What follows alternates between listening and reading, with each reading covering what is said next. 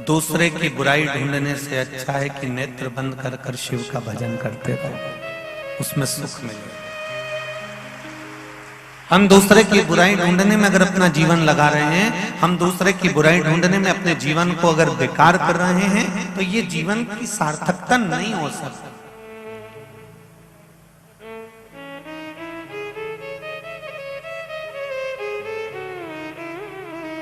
पाप बुरा है, ये दुनिया जानती है।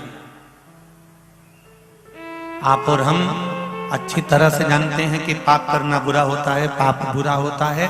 पर शिव महापुराण की कथा कहती है पाप बुरा है, ये हम सब जानते हैं, पर पाप से भी ज्यादा बुरा है पुण्य का अहंकार करना।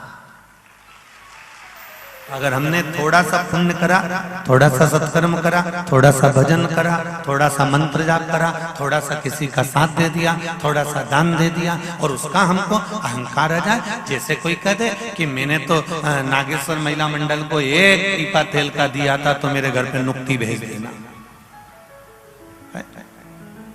अगर पुण्य करने के बाद अगर तुम्हारे भीतर अभिमान आ रहा है, पुण्य करने के बाद तुम्हारे भीतर अहंकार समाहित हो रहा है, पुण्य करने के बाद तुम्हारे भीतर अभिमान भराते चले जा रहा है, तो वो पाप से भी बड़ा है। पाप बुरा है, हम मान रहे हैं, पाप बुरा है, ये आप भी जानते हो, पर उससे बुरा है पुण्य का अहंकार, पुण्य का अभिमान।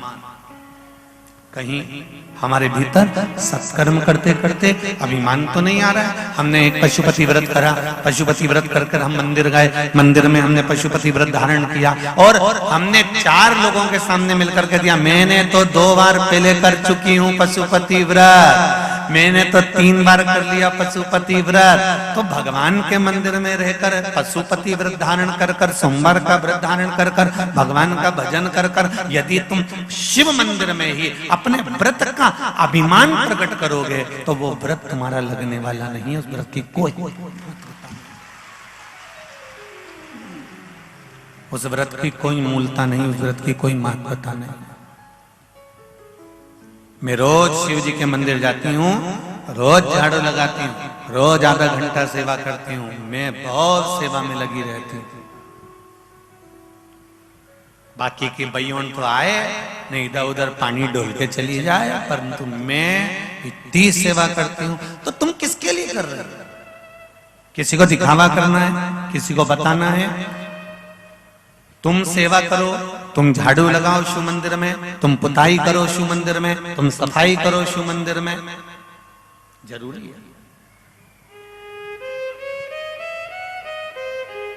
पर निवेदन है, आपने जो शंकर जी के मंदिर में झाड़ू लगाई है, आपने जो निर्माल्य उठाकर विसर्जन करा है, शिव मंदिर में जाकर जो बुआरी काढ़ी है, शिव मंदिर में जाकर जो तुमने दीपदान किया है, शंकर जी के मंदिर में जाकर तुमने जो जाले साफ करे हैं, शिव मंदिर में जाकर तुमने जो पुताई करी है, एक स्मरण आपके पास रहना चाहिए कि आपको कहकर उस फल को समाप्त नहीं करना। हमने जो किया उसका पुण्य हमारा समाप्त हो जाता है यदि हम कह देते, हम यदि बोल देते हैं।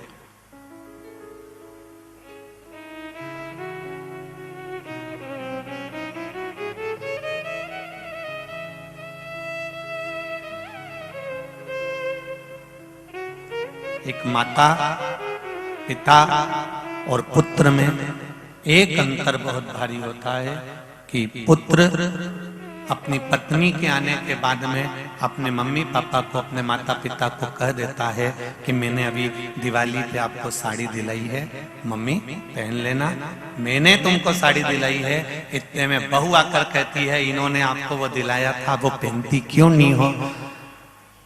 अब बार बार बहू आकर कहे कि इन्होंने आपको वो दिलाया था, वो क्यों नहीं पहनती हो? इन्होंने आपके लिए ये करा था, ये आपको डॉक्टर के पास लेकर गए थे, ये आपको वहां लेकर गए थे। पर कभी एक बहू ने अपने पति का पक्ष लेकर कह दिया कि इन्होंने आपको वो दिलाया था, अपने मम्मी पहना क्यों नहीं? इन्होंने आपको वो करा था, आपने ऐसा करा क्यों नहीं? इन्होंने डॉक्टर को दिखाया था, आपने ये करा क्यों नहीं? एक बहू अपने पति का पक्ष लेकर आपको कह देती है, पर एक माँ ऐसी होती है कि बच्चे को अपने गर्भ में रखा पाल पोस कर बड़ा करा और बड़ा करने के बाद उसका विवाह करा, तो माँ ने आज तक ये नहीं कहा कि मैंने अपनी रकम तोड़वाकर बहू के चढ़ावे में चढ़ाई थी। मैंने अपनी रकम तुड़वाकर बहू के चढ़ावे में चढ़ाई थी। मैंने बच्चे को अपनी गोदी में रखा, रात रात भर रोता रहा, उसको गोदी में पटक कर रखा। कभी माँ अपने मुख से अपने बच्चे के लिए कुछ नहीं, क्योंकि कर दिया तो उसके लिए बखान क्या करना।